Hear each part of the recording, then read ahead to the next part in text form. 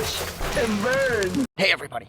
So tonight I am going to be discussing the 1990 film Graveyard Shift. Now, this tells the story of, I believe he's recently widowed, a guy by the name of John Hall, if memory serves. He ends up in this little backwater town at a cotton mill that are currently hiring. And his boss is this sadistic piece of shit named Warwick, played by Stephen Mock, who's also known for playing, I think it was Sean's dad in The Monster Squad. And in this, like I said, he plays a sadistic piece of shit that is extorting sex from some of the females that work there in order for a better work detail. There's this one chick he's nailing currently that he decides to put on the graveyard shift for cleaning up that fucking basement, which is one of the most disgusting. It can't be a set. I know that this was actually filmed in like the oldest yarn mill, I think, in America. I think it went up in like 1820 or 1821. This place is just way too legit, but nevertheless, he's going to throw her back down there. She ends up destroying his car in retaliation for the threat of having her work down there. She goes in to steal some of his files in order to fully blackmail him, only to be eaten by the movie's monster, which is this giant winged rat bat thing. It's a rat because this movie is infested with rats. There are rats everywhere in this movie. But the mother rat, the killer rat, the massive rat that's roughly, like, it's bigger than me. And that's really saying something, too, because I'm like a giant. But nevertheless, yeah, it's got wings. And I thought that was a little strange. But nevertheless, there's this winged bat rat thing that's eating people. And the atmosphere, that's what this movie has in spades. Now, I know Stephen King was not a fan of this, but Stephen King is under the misguided notion that his books are like in league with the works of Shakespeare or Orwell or McCarthy or something. And he's not. Stephen King writes pulp. He writes 6 pages a day, and he's been essentially writing the same book for his entire career. And he acts like every film adaptation of any of his books, or in this case, a short story that I think was originally appeared in a 1970 edition of Cavalier magazine. And then it was later added to the short story anthology Night Shift.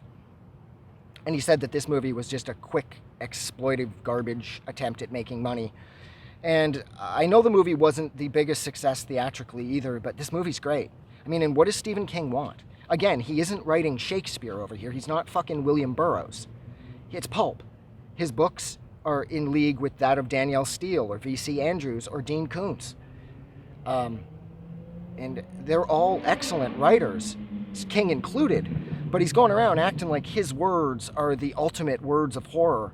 And the one thing Stephen King needs above all else is Stephen King needs an editor, okay? First and foremost, Stephen King needs an editor.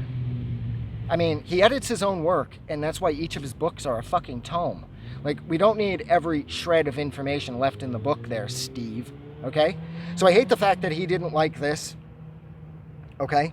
Because I love this movie. This movie has, like, I've loved this movie since I was a kid. I love the atmosphere. I love how, what's the name of it? I think I wrote it down. Yeah, it's Bartlett Yarns. It's the oldest yarn mill in America. It went up in 1821. This place is so genuinely disgusting. The basement that everyone is tasked to clean up during the graveyard shift, I mean, that place had to be real. I mean, you could have all the money in the world, the biggest budget for a film ever, and you could not create a place that looks this authentic. I mean, the actors, had to sign some kind of release before going down there, because that place is toxic.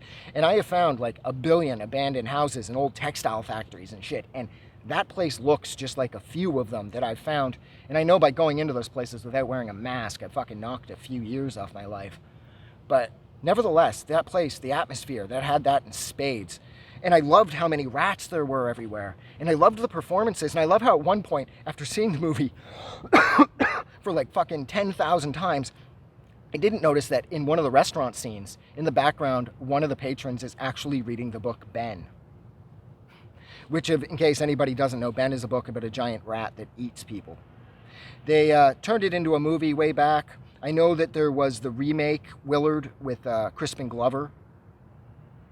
Ben, the movie, I think, came out in the 70s. But yeah, this movie's amazing. This movie's super fun.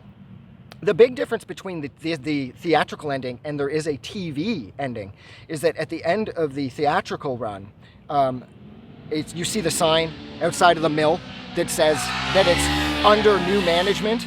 And so it's got like the under new management sign, it says now hiring, which is like, ooh, the big ominous end. Whereas at the TV ending, the TV spot was that you see Hull punch him and Jane's cards out at the end, despite the fact that Jane dies at the end when her and John end up having to take on Warwick in the creature's like body pit where there's like billions of bones and shit. This movie's amazing. Brad Dourif is in this. He plays Tucker Cleveland, the exterminator. And Brad Dourif is on fire in this movie. His performance is worth the price of admission alone. But then you toss in Stephen Mock being as imposing and horrible as he is in this, and that's amazing too. And all the rest of the supporting cast are excellent as well. Andrew Divoff's in this. I love this movie. So yeah, so I think that's where I'm going to leave it. So thank you so much for hanging out with me for just about 6 minutes while I discuss the 1990 film Graveyard Shift. Like always, if you like this review or you love this movie, don't forget to go and do something nice for somebody. But most importantly, like always, please don't forget that the world is so much more fun because you are in it. And no matter what you're going through, just don't give up because it's going to get better. All right, I'm getting out of here. Have a good night.